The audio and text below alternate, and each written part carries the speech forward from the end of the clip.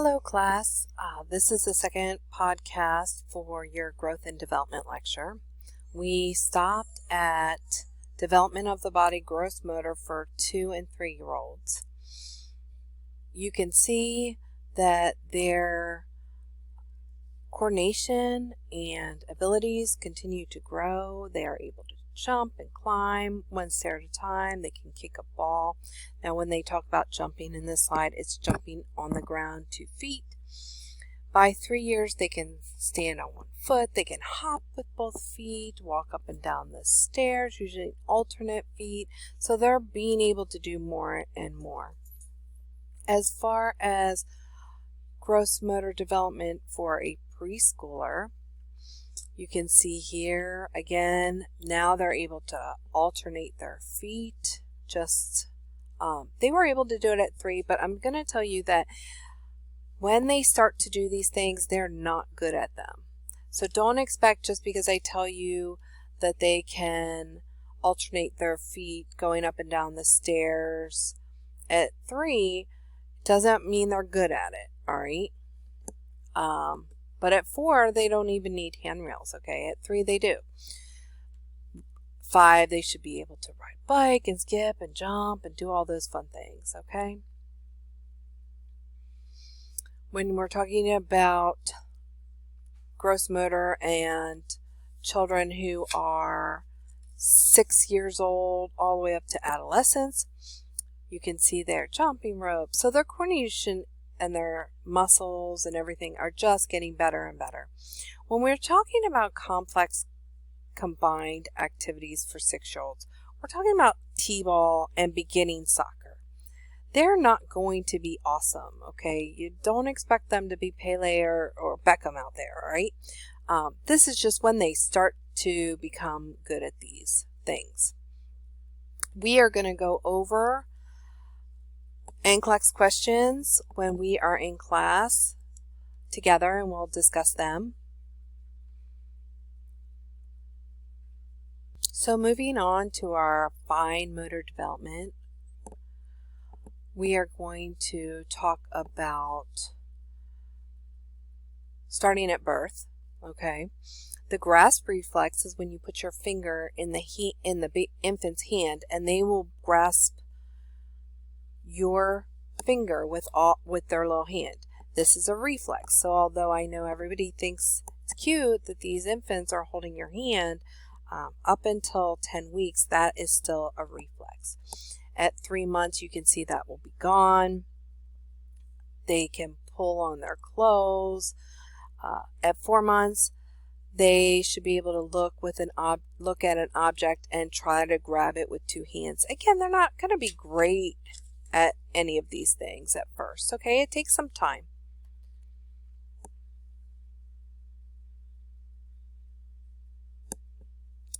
Moving on to 6 months, holding a bottle, retrieving dropped articles.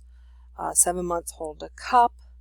The difference between holding a cup and a bottle, there is absolutely no difference in the fine motor skills.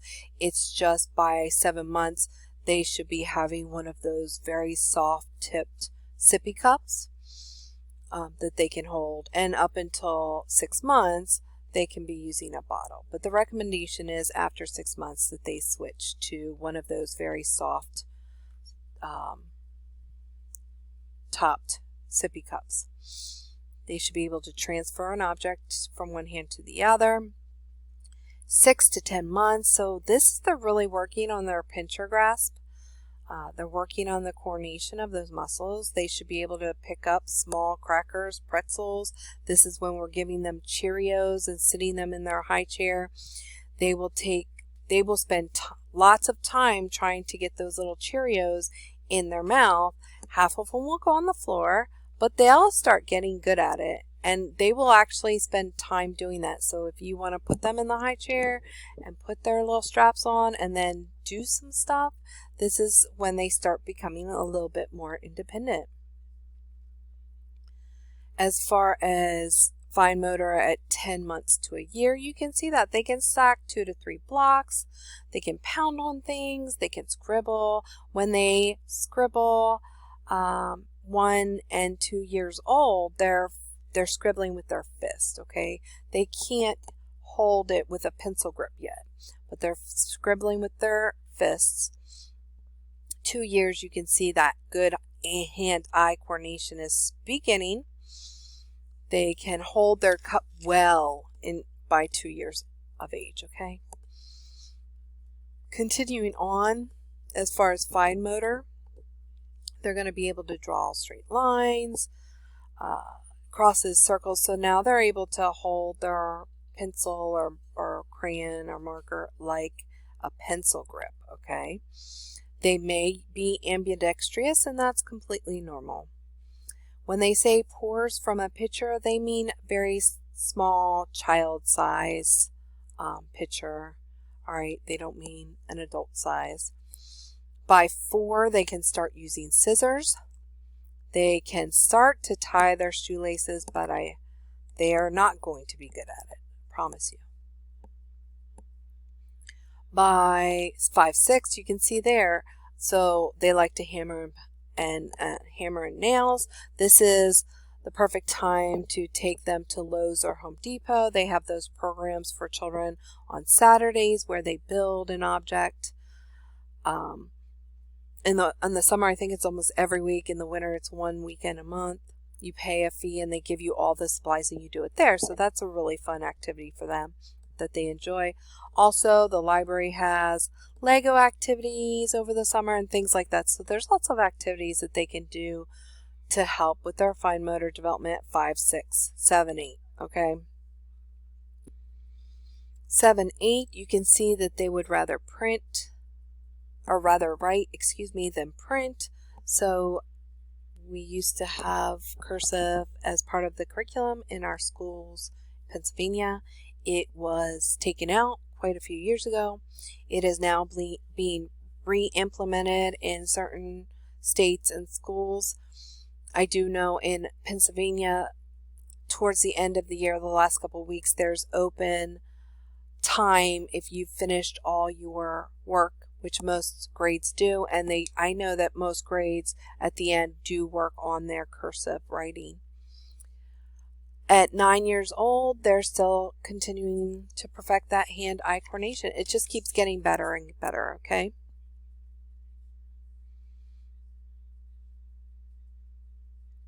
All right, so we're going to switch gears here a little. We talked about gross motor, fine motor. We're going to talk about cognitive development. We're going to talk about stages in growth and development. Now, you have heard and you have learned about Erikson, and if you've taken an abnormal psych or a psych course, you have heard about Piaget. You've heard about Erikson probably quite a few times. So these shouldn't be new to you, but it should be a refresher for you. As you can see, we're going to talk about Piaget first. And I think when I think of Piaget, I think of movement in a physical way. So that's really where he's coming from. You're hearing, you're tasting, you're moving. All right. This theorist is going to define what a child should be doing as far as in his own stages. All right. Some of his stages overlap, so be aware. My advice to you, we're going to talk about Erikson and Piaget, is make a chart or a list. Write the theorist, write each stage, and write one sentence about it. So you really kind of get an idea about what's going on with that child in that stage. But as you can see here, this stage, birth to 2 years, we're talking about infant up to 12 months is sensory motor. All right. So this part of the sensory motor, he's talking about reflexes. He's talking about cause and effect, imitation, and how it develops. All right. When he's talking about sensory motor from 12 months to 2 years, he is talking about learning trial and error, reasoning is starting, memory skills are starting to form around 2. They're beginning to understand cause and effect by 2 years old, okay? You can see that there is some overlapping, all right, with this pre-operational. When we're talking about pre-operational, 2 years to 7 years, they really want to build stuff, they really want to do things, but they can't quite yet. At the beginning of this pre-operational phase, you can see here, we're talking about 2 and 3. They are happy 1 minute and sad the next. The good news about being sad is that it changes very quickly back into being happy. So that is going on. You can see there's imaginative thinking. They believe animals can talk and can live and things like that. They are egocentric as well, so they can only think of things in terms of themselves, okay? It's part of their growth and development. They still want to make believe. Their language is very literal, just like that communication exercise we talked about, okay?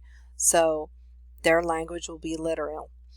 They'll be asking lots of questions, and a lot of people now, around 4 years of age, they talk a lot and talk, and you're wondering how they're getting air in, all right? So they'll talk and talk.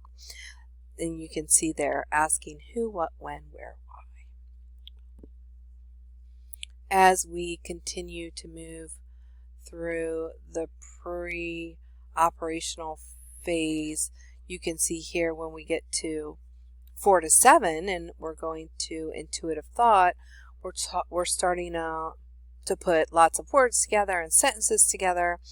Up until this stage, children parallel play, where they play beside each other but not really together. Now they can have planned play, which is a very big concept, and they can create and play together.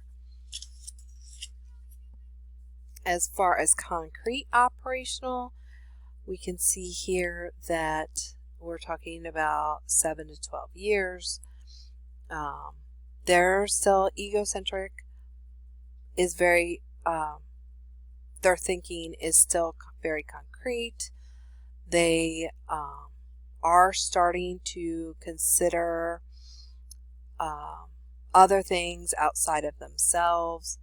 They pay attention to multiple objects, multiple attributes of an object. So they can understand relationships between like A and B or 1 and 2. For example, they can separate different leaves by the different shape, and then they can separate them by size, and then you can ask them to separate another way and they might separate by color. So they're able to do these things around this age. They still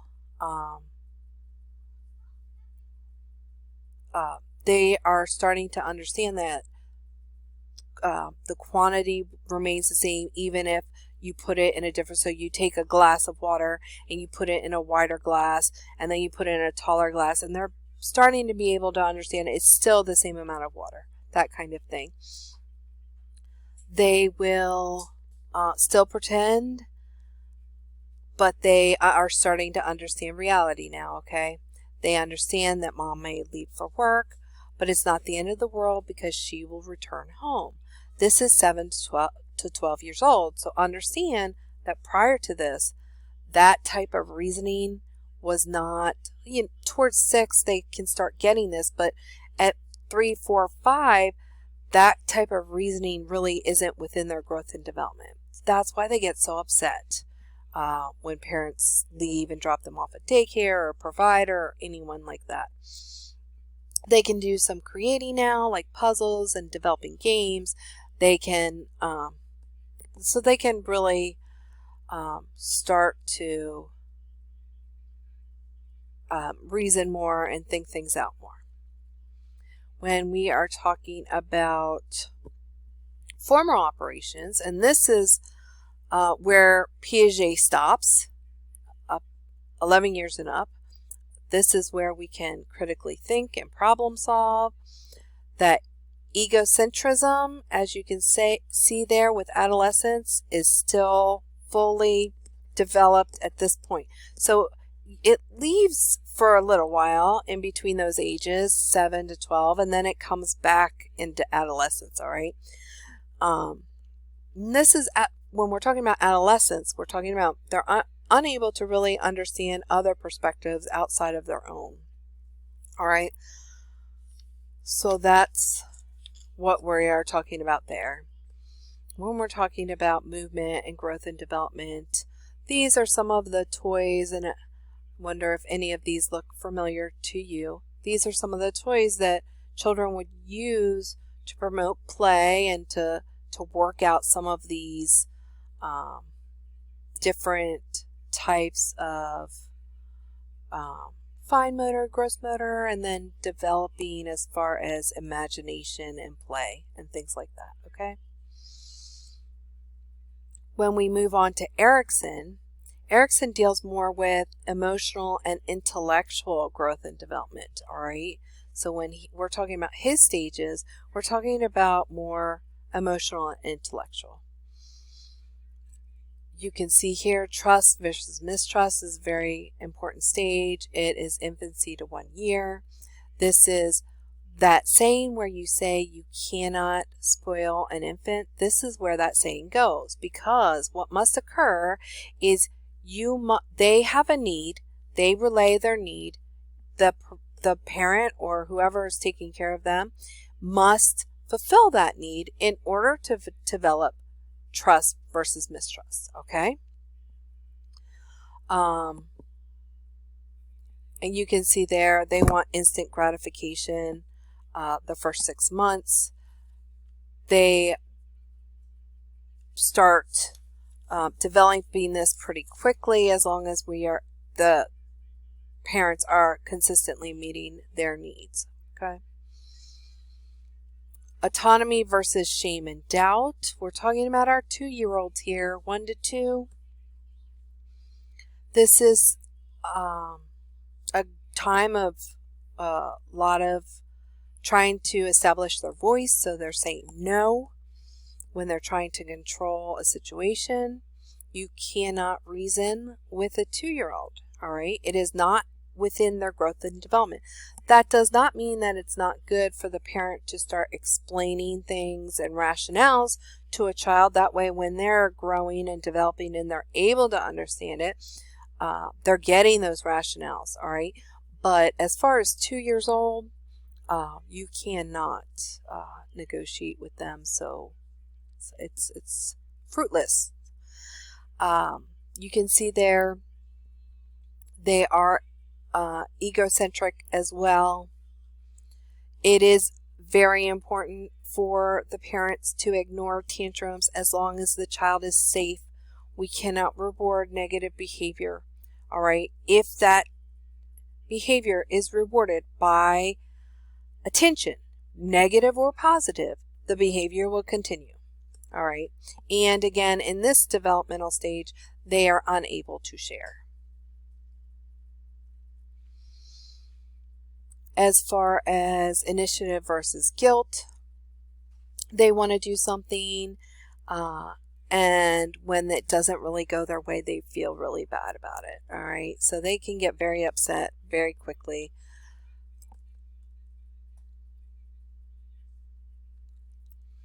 As far as industry versus inferiority, this is when they start bringing home things from school that they made specifically for you, not that the teacher made them, or when they make you breakfast. So they're really wanting to produce things and apply skills. If they aren't able to, if they're always put down or they're always told that they can't produce something, then they will feel inferior and useless, okay? That's when this happens and occurs. As far as identity versus role confusion, this is the definition of our adolescents. So they are really trying to figure out who they are in this world. They are figuring out who they are emotionally and physically.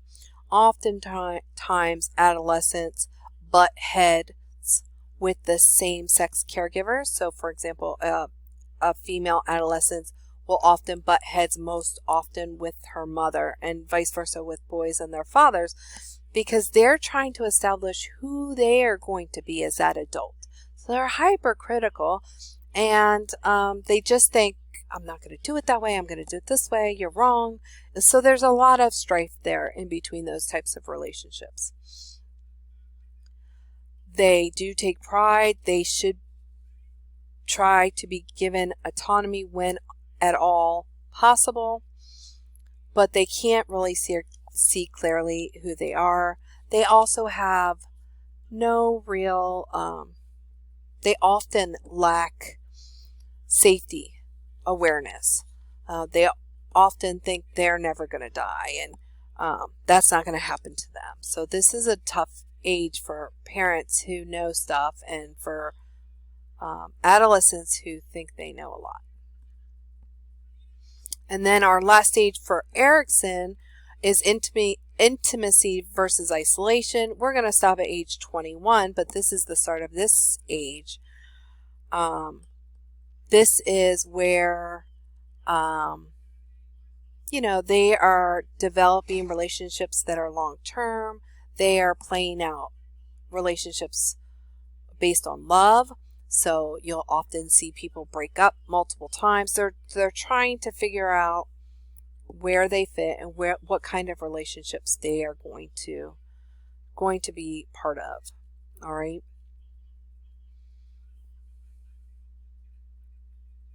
This is at 21 is where we stop considering children and adolescent.